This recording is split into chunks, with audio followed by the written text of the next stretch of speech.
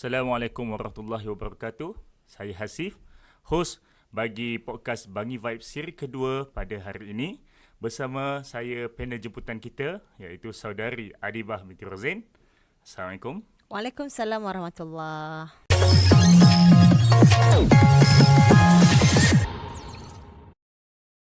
Apa khabar Adibah? Alhamdulillah, khabar baik. Hasif, apa khabar? Sihat? Ya, Alhamdulillah. Dah sarapan belum? Alhamdulillah, dah sarapan. Ini saya sarapan nasi belauk. Nasi belauk? Ui, macam orang Kelantan tu makan nasi pagi-pagi ni. Import daripada pantai timur. Oh, okey. Jadi, sebelum kita pergi lebih lanjut, pada hari ini kita nak membincangkan tentang public speaking, pengucapan awam. Sebab itulah kita jemput Adibah pada hari ini untuk membincangkan bagaimana nak menjadi seorang public speaker yang hebat. Jadi, mungkin penonton bertanya-tanya, siapa Adibah Rozain ni? Jadi saya perkenalkan sedikit lah. Jadi Adibah ini, dia pernah menjuarai pertandingan Da'i Pendakwah Milenial musim pertama TV3 dan juga pernah merangkul juara tokoh wanita berpotensi Negeri Pahang. Anugerah Anugerah betul. berpotensi peringkat Negeri Pahang. Betul. Dan sekarang ini aktif berceramah dan juga berseminar di seluruh Lembah Kelang. Okay, mungkin Adibah boleh cerita sikit lebih lanjut tentang background. Baik, terima kasih. Dan dari sudut personal, saya sudah pun berkahwin, ada 3 orang anak. Dan sebenarnya saya memang orang Kajang juga. Jadi, orang Kajang, ya, sini betul. Jadi Bangi vibe tu sampai kat saya. Bagi nampak tu wajah sate tu ada kat sini. Okey, jadi dah berkahwin, sudah ada 3 orang anak. Ya, dan saya meneruskan kerjaya lah sebagai seorang penceramah bebas dan juga juru acara bebas. Okey. Jadi Adibah, macam mana Adibah boleh terlibat dalam public speaking ni? Okey, kalau nak diceritakan pengalaman, sebenarnya memang dah lama saya terlibat dalam bidang pengucapan awam. Jadi saya ni salah seorang yang memang suka. Maksudnya bukanlah sekadar dilatih, tapi saya memang suka. Kalau daripada kecil sebenarnya saya pemalu. Kalau katalah usia, saya rasa daripada dah mula bercakap sampai tadika tu, saya pemalu juga. Maksudnya tak banyak cakap. Oh, introvert ke? Itulah tak tahulah kan. Tapi sebab waktu tu kita budak, kita tak tahulah introvert ke apa. Cumanya kalau macam jumpa orang malu-malu, macam itulah sifat saya. Tapi bakat saya ni mula terserlah bila saya berada di sekolah rendah. Di tadika pun cikgu dah mula suruh saya bercerita sikit-sikit dengan kawan-kawan. Tapi mula betul-betul saya rasa mengasah bakat tu adalah bila saya berada di sekolah rendah, dah mula masuk pertandingan bercerita. Dan terus sekolah menengah pun saya masuk pertandingan syarahan agama.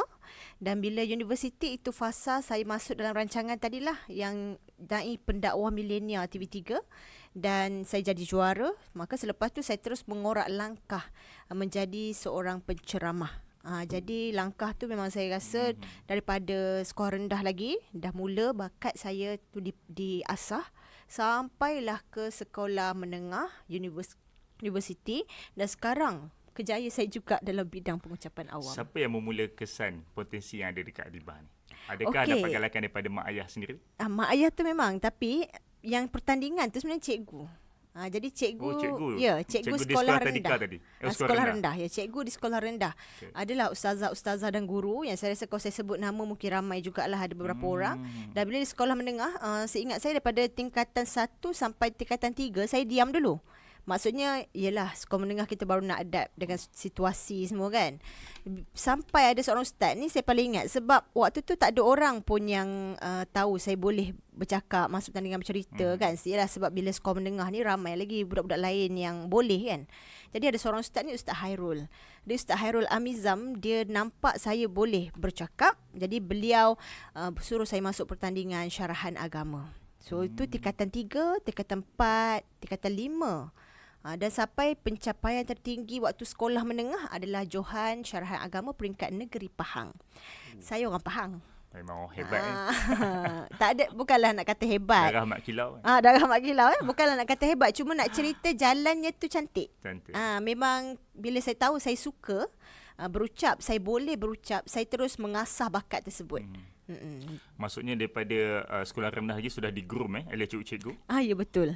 Okay, famous perkataan tu sekarang di-groom. Di-groom. Jadi mendapat didikan yang baik lah daripada cikgu. Betul. Daripada sekolah rendah. Galakan pada mak ayah. Mak ayah saya juga kadang-kadang bila ada pertandingan yang perlu melibatkan saya keluar kan. Pernah satu waktu tu saya perlu keluar untuk pertandingan beberapa hari. Mak saya siap belikan telefon model terbaru. Nak katanya mereka punya sokongan tu pun memang padu daripada mak ayah. Jadi saya ucapkan terima kasih lah sajalah ambil peluang ni. Sebab tanpa sokongan dan dokongan itu saya rasa mungkin karier saya tidak berkembang sepantas ini. Baik. Cuma pernah tak rasa berdebar, menggigil bila buat pengucapan awam ni, bagi berceramah ke? Ataupun daripada sekolah rendah ni memang tak pernah ada rasa nak menggigil ataupun blank sewaktu berucap? Mungkin boleh share tips sikit macam mana kita nak mengelakkan perkara tersebut sewaktu berucap di depan orang ramai. Sebenarnya pengucapan awam ni antara salah satu ketakutan terbesar ramai orang. Contoh ada seorang yang saya kenal, seorang guru dia boleh bercakap depan anak murid. Maksudnya memang tak ada masalah lah nak bercakap, nak menyampaikan, nak memahamkan orang. Tapi bila berada di depan, saya tanya apa perasaan dia sampai tak boleh nak berucap. Walaupun dalam kelas dengan anak murid. Tapi bila di pentas utama jadi ketar, jadi bibir pun pucat semua. Padahal kan. Dekat kelas dah bercakap dah depan orang ramai kan. Betul. Jadi kenapa? Tapi bila depan dia atas pentas jadi lain pula. Kerana latar yang berbeza, setting yang berbeza. Menyebabkan seseorang tu boleh ada satu tekanan.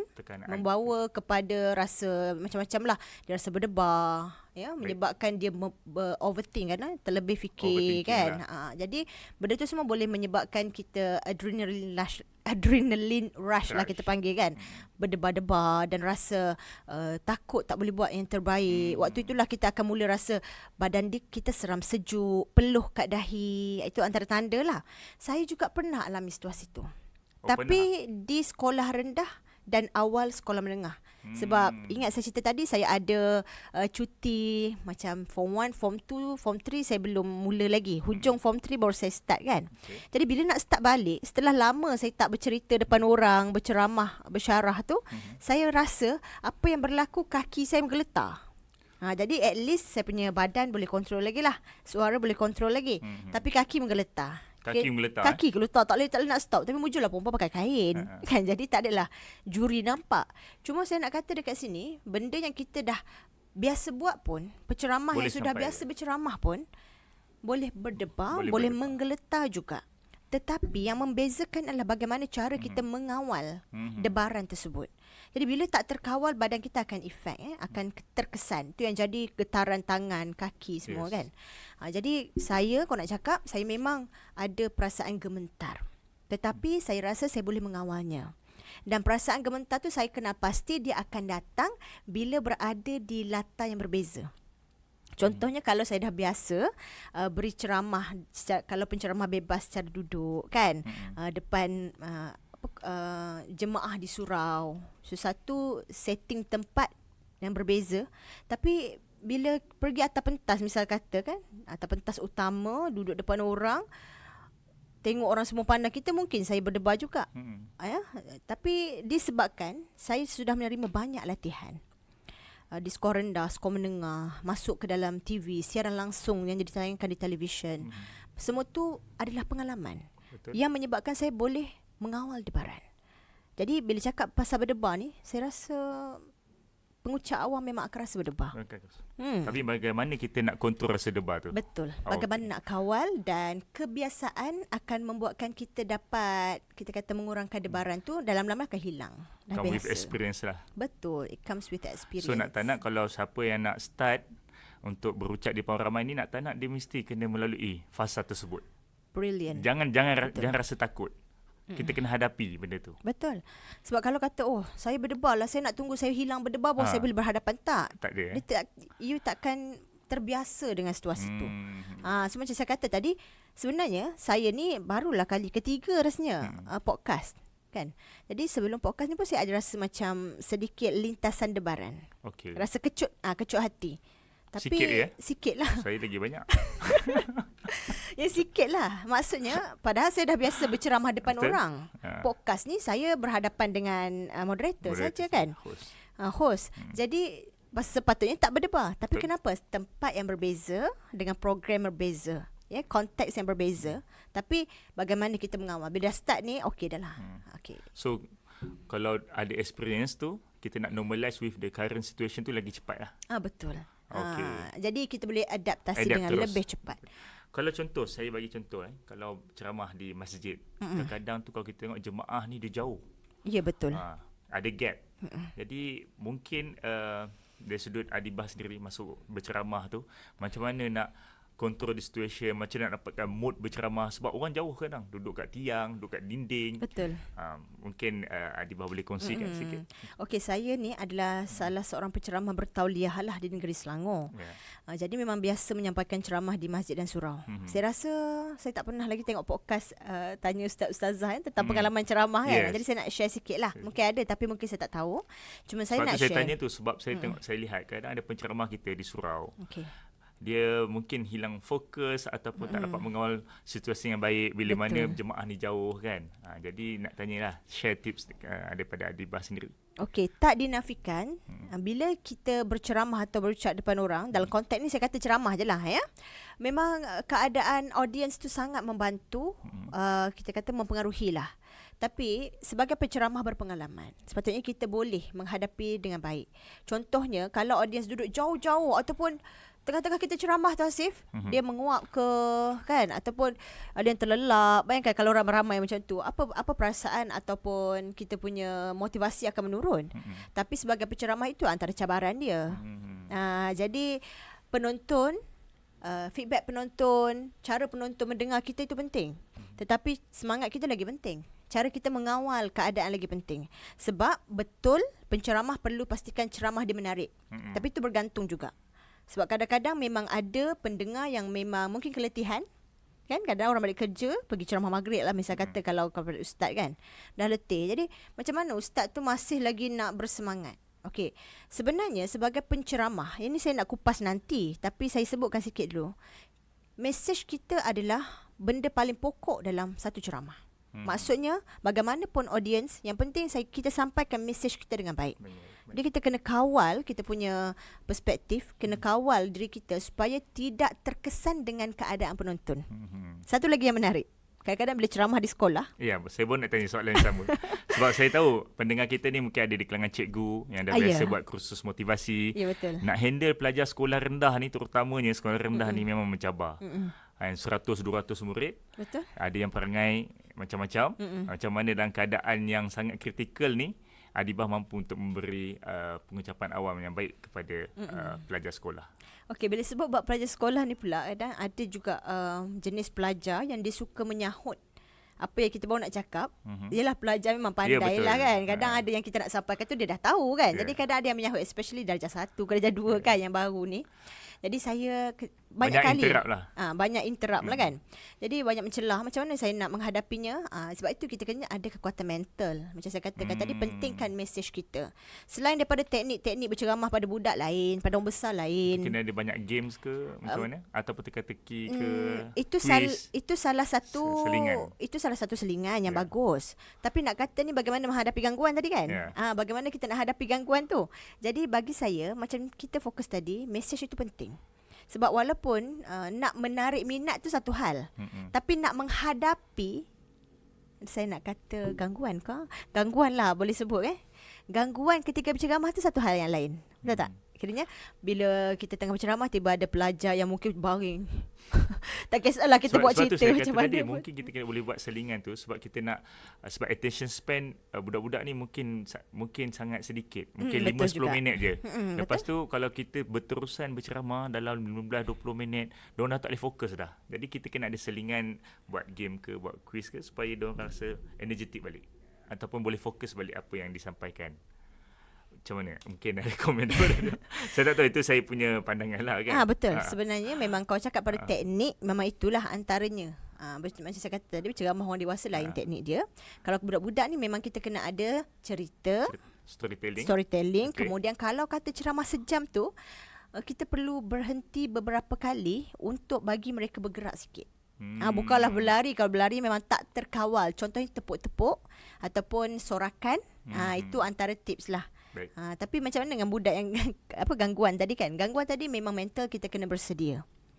Sebab itu tak semua penceramah juga bersedia untuk berceramah pada budak sekolah, terutama dalam jumlah yang ramai. Jadi kita kena tahu kemampuan kita.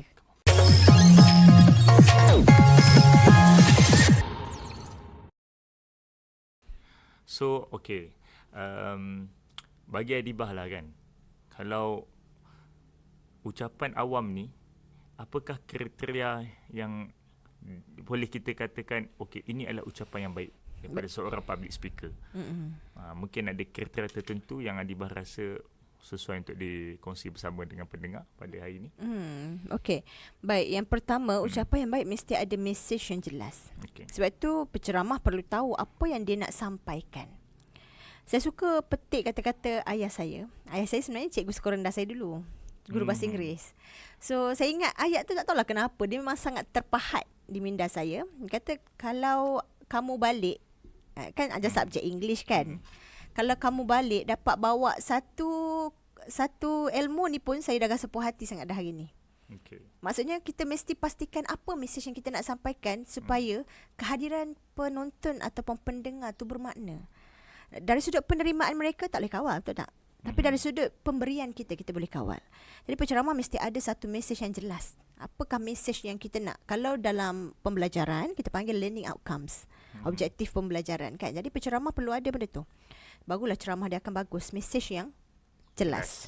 Yang kedua, penyampaian itu mesti disesuaikan dengan pendengar. Misal kata kita berucap di hadapan budak sekolah. Janganlah kita guna term-term untuk orang dewasa. Ataupun kita berucap dalam kalangan orang awam dan kita seorang profesional. Jangan guna banyak jargons. Banyak perkataan yang tak difahami. Perkataan layman yang boleh orang awam fahami. Dan yang ketiga, pengucapan ucapan atau ceramah yang bagus juga, dia menghormati pendengar atau penonton. Macam mana menghormati itu bermaksud kita jangan mereka dah berikan kita masa, jadi kita kena bagi balik pulangan yang bagus. Sewajarnya. Baik. Misal kata kita jangan banyak melalut. Melalut ni misal kata mereka dah luangkan masa. Bayangkan 30 minit, 1 jam datang ceramah. Ini dari konteks ceramah. Datang ceramah kita, dengar ucapan kita. So kita nak bagi yang terbaik. Dan juga kadang-kadang penceramah banyak yang mungkin ada yang terlebih meminta maaf. Ya, saya setuju tu. Sebab pernah juga saya lihat sendiri ada ustaz yang datang lewat berkuliah maghrib, dah lah lewat berbelas minit ataupun mungkin hampir setengah jam jemaah tunggu, dah sampai tu dia boleh explain pula kenapa dia lambat. Tambah lagi 10 minit pula. Saya lambat sebab jam lah, sebab ada masalah di rumah lah dan sebagainya. Sepatutnya straight to the point, right? Betul. Itu cara kita lebih menghormati penonton. Dan juga kalau kata nak tambah buat lawak ke apa, bagi buat lawak tu biar lawak yang sesuai. Sebab apa? Sebab sekali lagi penyampaian kita ni nak sampaikan mesej. Kita kata kalau kek tu, lawak tu icing of the cake, not the cake itself. Akhirnya kena sesuai lah dengan keadaan penonton, ya. Jadi bila ada penceramah ni menghormati penonton, kita nak bagi yang terbaik kepada mereka. Selalu kalau macam Adibah berceramah, ada tak bagi satu homework kepada pendengar? Kerja rumah untuk dibawa balik kan. Dari sudut kalau dewasa ni tak adalah kita bagi homework macam kanak-kanak kan. Kalau contohnya saya akan bagi take home message lah. Kita sebagai take home message. Contohnya balik nanti kalau nak tengok lebih lanjut boleh buka surah sekian-sekian. Ataupun amalan ni start esok kita buat. Misal kata kadang-kadang kita share tentang amalan kan. Jadi kita bagi praktikal. Cara praktikal bagaimana nak amalkan. Sebab macam kata-kata ayah saya tadi, kamu dapat at least satu ni pun, saya rasa dah berbaloi dah saya datang. Sebab saya rasa rugi kalau kita berceramah atau kita bagi pengucapan awam, tetapi mesej tu tidak di-convert kepada action. Betul. Sangat rugi. Kan?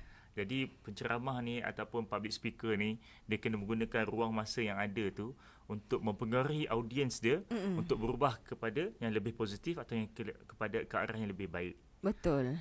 Itu yang saya rasa penting tu. Sebab kita dah create awareness dah. Kan? Daripada create awareness tu, kita akan create interest. Betul. Daripada interest kita akan create demand. Dan last sekali akan convert to action. Itu antara hierarki dah lah. Okay. Jadi saya rasa penting lah apa yang Adibah sebut tadi tu untuk kita bagi take home message lah. Take home message tersebut. Dan bagi saya juga bila sebut tentang ucapan yang bagus adalah bila mana penceramah tu berjaya simplify. Maksudnya dia meringkaskan. Bukanlah ringkas sampai tak faham ataupun hilang maksud sebenar. Tapi kiranya dia tak sajalah tidak melalut ataupun tidak berpanjang-panjang untuk cakap perkara yang mungkin perlukan penjelasan yang simple saja. Okay. Terutama kalau zaman sekarang sebenarnya lebih ramai orang suka penerangan yang santai satu, dan dia lebih ringkas, tidak complicated. Simplistic lah. Ya, simplistic. Itu lebih sesuai dengan orang awam sebenarnya. Tapi kalau kata kita memang nak buat perbincangan mendalam dengan ilmiah kan, dengan kumpulan yang memang tahu tentang topik tersebut, itu cerita lain. Baik. Okey, satu lagi, saya cuba bayangkan sebab di luar sana tu ramai orang nak try nak jadi public speaker. Ya. Tetapi mungkin disebabkan low self esteem, tak ada keyakinan diri, dan mungkin diorang rasa public speaker ni rasanya diorang ni ada bakat semula jadi ni. Bukannya dia dilatih ataupun diasah sebelum ni. Jadi saya nak tanya Adibah, adakah nak menjadi public speaker yang baik ni dia bakat semula jadi ataupun dia hanya boleh di-train?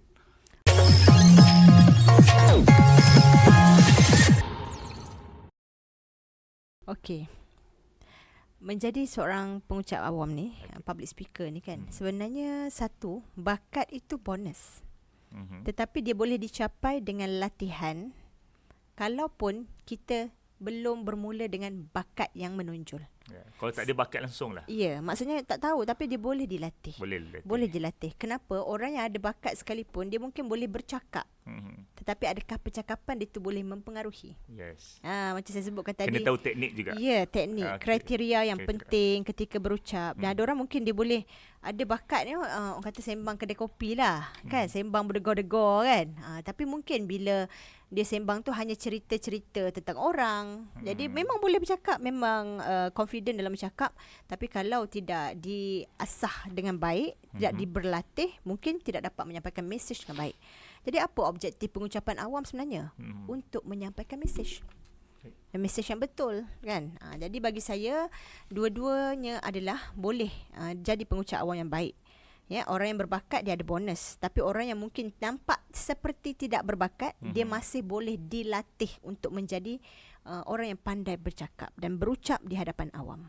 So Adibah pernah train ke orang sebelum ni berucap? Pernah juga. Pernah? Pernah. Saya pernah juga melatih ketika menjadi guru praktikal. Saya pernah juga melatih budak. Pernah jadi guru praktikal Ya, betul. Jadi bila kita melihat, saya sendiri juga pernah dilatih dan saya pernah melatih. Biasanya orang akan suka memilih pelajar yang memang dah nampak bakat. Yes, betul. So di situlah bakat mainkan peranan. Memudahkan kita untuk dinilai, dilihat orang. Jadi daripada situ orang akan melatih kita. Ataupun kita akan melatih diri sendiri. Jadi sebab tu saya kata bakat ni bonus.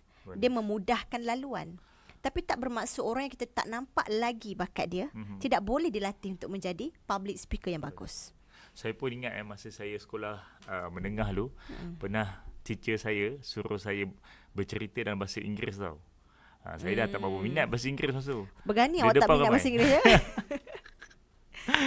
Tapi nak cerita dia memang saya blank tak tahu nak cerita apa. Tapi bila saya ingat balik, kalau teacher tu boleh tengok saya sekarang ni, alhamdulillah dah. Saya rasa disebabkan saya pun telah dilatih juga dan diberi pendedahan. Jadi kita memang boleh juga berucap ataupun bercakap.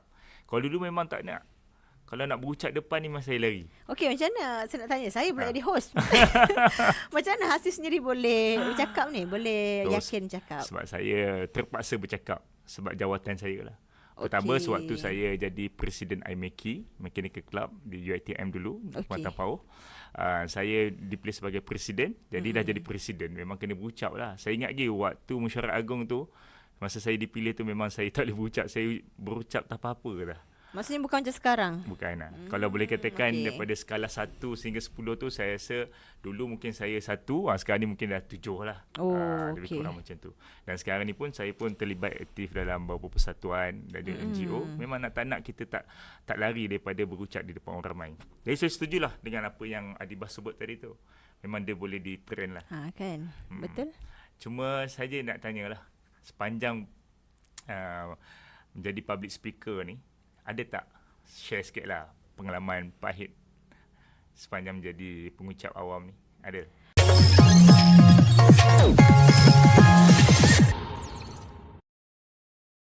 Okey, pengalaman kita satu bila skor rendah. Saya cerita pada kecil dulu lah. Skor rendah dulu saya pernah lah masuk tandingan bercerita. Waktu tu baru darjah 2. Darjah 4. Waktu tu baru darjah 4.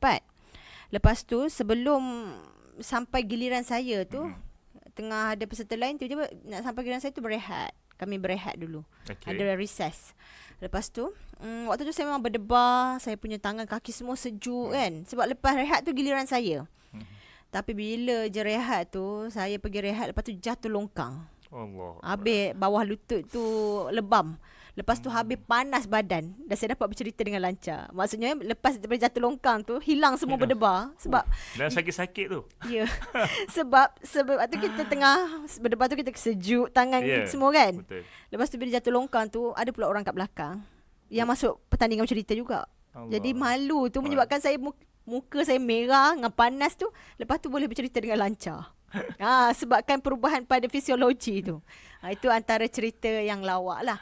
Kemudian ada juga banyak lah. Sebabkan lagi satu, sebab saya perempuan. Bila saya menonjolkan diri dengan menjadi penceramah apa semua kan, waktu saya bujang dululah. Pernah jugalah ada stalker lah. Ada orang yang approach dengan cara yang Secret admirer lah. macam itulah kan. Jadi itulah di antara, saya rasa ramai itu memang tak lelak lah dalam media sosial sekarang ni. Selebriti lagi teruk lah mereka kena kan. Tapi itu antara pengalaman. Dan saya rasa sepanjang saya berceramah, tidak begitu banyak lah gangguan ketika ceramah tu. Boleh saya katakan tak ada lah. Dan pengalaman manis pula bila saya berceramah, bila saya menjadi public speaker ni, saya banyak terdedah dengan macam-macam pengalaman, dapat berjumpa dengan ramai orang. So saya rasa dengan public speaking ni lah mengorak kehidupan saya dengan lebih beragam warna. Saya suka berjumpa dengan orang ketika menyampaikan ceramah. Walaupun sebenarnya bila jumpa depan-depan one to one ni, sebenarnya saya agak pemalu juga. Maksudnya tapi kalau bila nak dia atas pentas jadi orang lain. Betul, bila atas pentas jadi orang yang berbeza. Maksudnya kalau duduk dalam small orang kata apa, small group of people, Adibah ni sebenarnya lebih cenderung untuk lebih senyap. Betul. Kecuali dengan keluarga. Maksudnya kalau baru jumpa, saya pun tidaklah begitu chatty. Saya sebenarnya ni selektif introvert ni. Itulah, saya pun tak tahulah kategori apa. Tapi saya macam tu. Sebab saya menganggap bila macam tadi, disiplin saya sebagai pengucap awam ni adalah saya nak menyampaikan satu mesej. So saya kena buat yang terbaik. Tapi kadang bila kita tiba-tiba jumpa orang ni, kita macam kelu. Saya pernah menghadapi kelu jugalah. Nak cakap apa, jadi senyum salam macam tu lah. Jadi bagus juga macam ni, sebab kadang-kadang ada orang yang memang sifat semua jadi introvert ni. Dia rasa kalau orang introvert ni, persepsi dia lah tak boleh jadi public speaker. Itu antara satu persepsi yang salah kan. So sayanglah, sebab kadang-kadang kita tengok potensi setiap orang ni, dia terhalang disebabkan oleh dia tidak mahu menjadi public speaker ataupun berucap di depan orang. Nak tak nak, apabila kita nak memegang satu jawatan yang lebih tinggi, kita kena bersedia untuk menjadi public speaker, bersedia untuk berhadapan dengan audiens yang lebih besar. Kalau tak, kita akan berada di takut yang lama saja. Betul, banyak posisi yang memerlukan kita kebolehan bercakap. Betul. Dan banyak peluang yang public speaking ni sebenarnya membuka banyak juga peluang yang lain. Akhirnya public speaking membuka banyak peluang dan banyak benda memerlukan juga public speaking. Sebab orang tengok kadang, bukannya public speaking ni bukannya hanya ceramah di masjid saja. Betul. Bukannya hanya berkursus motivasi di sekolah. Kalau kita sebagai seorang yang bekerja di sebuah syarikat, sebagai contoh, kita kena mengadakan satu conference meeting ke, berhadapan dengan pelabur sebagai contoh. Nak tak nak, kita kena ada satu kebolehan untuk menyampaikan mesej. Membentang dan menyampaikan mesej dengan jelas. Betul. Jadi kadang-kadang tu saya tengok ramai orang kita sebenarnya ada technical knowledge yang sangat tinggi. Tapi sebabkan ketidakmampuan dia untuk bercakap dengan jelas, menyampaikan mesej yang jelas, kehebatan dia tu terhalang. Orang tak nampak. Jadi sayang sangat. Jadi nak tak nak ni, kita kena upgrade diri kita ni dengan public speaking skills. Betul. Jadi itulah antara sebab lah kita buat podcast ni, untuk kita bagi pendedahan. Bagi pendedahan kepada orang ramai bahawa public speaking ni bukannya rocket science, bukannya susah sangat. Padahal dia boleh dilatih, ditrain. Setuju tak, Arifah? Setuju. Dan sayangnya macam disebutkan tadi, kalau ramai pekerja kalau macam saya, memang saya banyak fokus cerita tentang ceramah lah, sebab itu pekerjaan saya. Tapi betul, bila tengok antara keperluan di tempat kerja adalah kebolehmampuan untuk deliver message. Betul. Ya, bila kita nak membentangkan masalah ke troubleshoot problems ataupun bila kita nak membentangkan idea kita akan lebih meyakinkan orang dengan gaya yang lebih kita sendiri pandai menyampaikan ya. Jadi bila kita cakap public speaking, jangan bayangkan atas pentas ramai orang. Itu tips dia. Jangan bayangkan. Bukan, maksud saya untuk kita semualah. Okay. Public speaking yang kita nak cakap ni bukan sekadar penceramah ataupun atas pentas, tapi kita di depan rakan sekerja pun itu juga public speaking. Okay. Maksudnya sebab itu dia penting, sebab dia diperlukan dalam kita panggil setiap juzuk kehidupan lah. Ya, seorang guru dia juga sedang berucap, tapi dengan cara guru. Jadi guru tidaklah berdebar, sebab itu adalah setting yang biasa dialaminya. First time nak mengajar mesti berdebar juga kalau cikgu pun, betul tak? Betul. Ini saja saya pemerhatian saya bila saya tengok macam di UK, di US, kalau kita tengok masyarakat barat, secara khususnya masyarakat barat lah, diorang ni macam cara didikan mereka terhadap anak mereka ni, dia bagi exposure untuk diorang throw out everything. Maksudnya dia bagi ruang untuk anak-anak mereka ni untuk luahkan perasaan diorang. Daripada kecil diorang biasakan anak diorang bercerita, ada storytelling dan sebagainya, express diorang punya feeling, diorang punya emotion. Jadi saya nampak benda tu membentuk anak-anak ni apabila membesar nanti, dia boleh berucap di depan orang ramai lebih mudah berbanding kita di Malaysia. Ni saya tak tahulah, saya tengok kita ni masyarakat Asia ni lebih kepada kita agak konservatif sikit. Kita tak terlampau express kita punya feeling atau emotion. Mungkin benda tu ada efek kepada macam mana kita melihat ataupun bagaimana masyarakat di Malaysia khususnya ni mungkin tidak memahami ataupun tidak mengerti keperluan public speaking tersebut.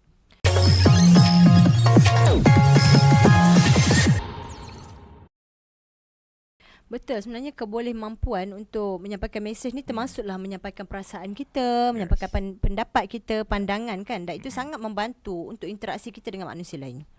Jadi memang betul bila kita melatih ataupun kita membiarkan anak, mengajar dia untuk membicarakan apa yang ada dalam kepala dia ataupun apa yang idea yang dia ada, benda tu sebenarnya akan melatih dia dalam konteks tidak secara tak langsung. Dalam konteks di luar pentas semua kan, dalam kehidupan seharian, untuk dia boleh menyusun ayat dengan lebih baik. Jadi memang betul peranan ibu ayah penting. Jangan cepat nak mendiamkan budak-budak. Kadang-kadang mereka nak komplain, kita cuma guide. Ya, kita guide dengan cara yang betul. Contohnya mungkin dia bercakap tu ada perkataan yang kasar. Jangan suruh diamlah. Jangan suruh tak payah dah cakap. Kan? Kita bengang satu perkataan kasar tu je, kita marah. Tapi kita jangan menafikan hak dia untuk menyuarakan pendapat dia ataupun idea dia, perasaan dia. Sebab itu salah satu latihan untuk dia belajar menyusun mesej dengan baik. Mungkin ibu bapa pun kena banyak berbincang dengan anak. Berbincang, betul. Yes. Berbincang, instead bercakap. Instead of kita terus bagi hukum ataupun kita terus bagi instruction, better kita berbincang dulu. Betul. Kita jelaskan situasi tersebut dan baru kita beritahu apakah sepatutnya yang perlu dilakukan oleh anak tersebut. Betul, dan penyerapan ayat, penyerapan struktur ayat, penyerapan perkataan juga akan lebih bertambah. Kosakata bertambah kan. Jadi dia akan ada lebih banyak perkataan nak express thought dia. Kalau dia perkataan terhad, macam mana kita nak deliver message yang tepat? Jadi sebab itu saya rasa kalaulah seperti Asif katakan tadi, mungkin di negara barat mereka lebih terbuka untuk berbicara. Dan mungkin juga kerana perbincangan ibu, ayah dan anak juga lebih banyak dalam situasi yang lebih matang. Maksudnya bukan sekadar nak suruh. Nasihat. Jangan. Bukan one way. Bukan command. Ya, bukan one way. Two ways communication. Yes, two ways communication. Ni kalau dia baru nak menjawab sikit, jangan menjawab. Kan? So macam mana dia nak belajar bertukar-tukar pendapat. Jadi kadang bila anak senyap, kenapa tak jawab? Bila dia jawab, menjawab pula. Itu. Kadang anak-anak pun pening tak? Jadi saya rasa betul parenting style. Yes. Bagaimana kita berbincang, bersembang dengan anak juga akan memberikan dia keyakinan untuk berucap di tempat awam pada masa yang lain, pada setting yang lain. So maksudnya ibu bapa daripada anak kecil lagi kena bagi pendedahan. Betul. Kena bagi pendedahan, pentingnya untuk buat pengucapan awam ni, pentingnya untuk sentiasa berbincang, express their feeling, emotion. Betul. Supaya bila diorang besar nanti tu, dah biasa dah untuk berucap ataupun menyatakan pendirian mereka dengan lebih jelas, dengan mesej yang lebih teratur dan berstruktur. Okey, berstruktur. Okey. Mungkin ada nasihat sikitlah kepada golongan wanita terutamanya, sebab Adibah ni boleh katakan bahawa sebab dah pernah menang tokoh wanita berpotensi Pahang kan, pernah merangkul anugerah tersebut. Jadi mungkin ada mesej tertentu kepada golongan wanita di luar sana berkenaan dengan public speaking ni. Okey, kepada wanita yang nak mencuburi bidang pengucapan awam ni kan, kita tak boleh lari lah daripada menjaga maruah kita. Maksudnya dah namanya pun public speaking, we have to be publicized. Kita perlu didedahkan di hadapan umum, tapi mesti ada atur cara, mesti adalah beberapa aturan yang perlu kita patuhi. Contohnya jaga aurat. Kemudian menjaga gaya bahasa kita dan gerak badan kita. Ya, jadi contohnya tidak bolehlah keterlaluan bahasa tubuh tu. Ya, body language. Macam dengan lenggok bahasa tu. Bahasa tadi saya lebih alunan tekankan kepada alunan suara dan lontaran suara lah. Maksudnya janganlah sampai melunak-lunak merdu. Okey. Jadi kalau macam saya sendiri, saya tidak menyanyilah di hadapan awam. Itu saya punya pegangan lah. Macam saya sendiri. So kita kena ada lah kita punya pegangan. Kita punya had batasan. So kalau kata kita nak ucap berdegar-degar kan, tangan jangan angkat sampai tinggi menjulang ke langit sampai terselak tudung bisa kata kan ya. Kalau ada lelaki kan. Semangat tu kan, dia terpelanting mic. Jadi kita kena memahami semua tu. Bagi saya sebenarnya kita kena meletakkan had diri sendiri. Tidak perlu keterlaluan untuk menyampaikan mesej yang baik. Yang penting kekuatan mesej itu sendiri dan kekuatan penyampaian kita boleh membuatkan mesej kita itu sampai dengan bagus. Okey, baik. Untuk anak muda pula. Okey. Sebab sekarang ni kita tengok pelbagai cabaran di masa kini dengan gadget, media sosial dan sebagainya. Jadi Adibah saya difahamkan biasa buat motivasi, biasa berkursus ataupun buat seminar dengan pelajar sekolah. Jadi mungkin ada nasihat kepada anak muda zaman sekarang. Okey, kepada anak muda daripada kakak Adibah. Okey, saya nak nasihatkan diri saya jugalah dan semua supaya kita dapat menjaga diri daripada mudah terpengaruh. Mudah terpengaruh dengan perkara-perkara yang sangat banyak yang menanti untuk mempengaruhi kita. Sebab sekarang kita dunia yang terlibat dalam media sosial. Cukup banyak platform media sosial dan kita mudah terpengaruh kalau dengan apa yang kita lihat sehari-harian, dengan apa yang kita tonton, apa yang kita dengar dan kita baca. Jadi kita follow yang baik-baik, ya, kita sentiasa equip, ya, melengkapi diri kita dengan ilmu supaya kita ada satu daya pertahanan untuk melindungi kita daripada pengaruh yang tak baik. Kalau pun kita terbaca, terdengar, apa-apa dengan benda yang tak baik, kita tahu untuk menapisnya. Jadi berhati-hati dengan pengaruh media sosial. Berhati-hati juga dengan influencer. Ya, berhati-hati dengan influencer. Sekarang macam-macam influencer yang muncul di media sosial. Dan ramai juga pengikut dia di kalangan anak muda. Sampai hampir 1 juta followers. Jadi betul? Kalau influencer yang kita ikut tu tak betul, boleh jadi anak muda yang menjadi follower dia pun boleh jadi tak betul juga. Boleh ikut benda yang sama. Jadi sebab itulah kita kena ada ilmu lah. Dan nak ada ilmu ni kita kena banyak mengakrabkan diri dengan majlis ilmu. Dan peranan penceramah untuk membuatkan majlis ilmu itu menarik dan seronok untuk didengari. Okey. Jadi Adibah, kita dah menghampiri penghujung podcast Bangi Vibes kita ni. Selalunya sebelum kita menutup perbincangan kita ni, kita ada satu sesi iaitu kita berkongsi tempat yang menarik di sekitar Bangi atau Kajang ni. Okey. Tak kisahlah tempat makanan ke pelancongan Peranginan ke ada. pelancongan ke yang sesuai.